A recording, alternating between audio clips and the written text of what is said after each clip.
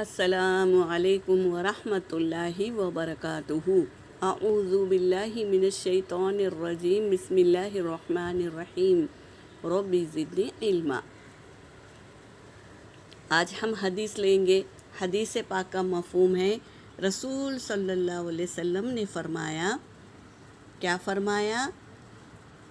لا تغضب، غصہ مت کیا کرو۔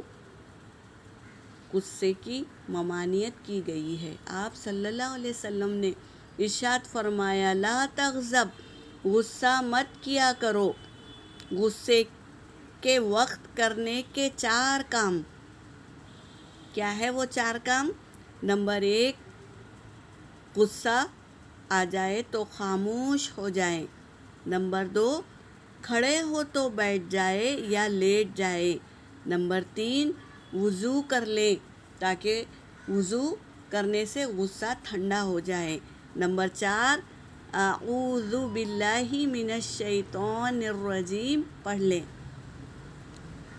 یہ ہمارے نبی نے ہمیں بتایا ہے، تو یہ عمل ہمیں ضرور کرنا چاہیے۔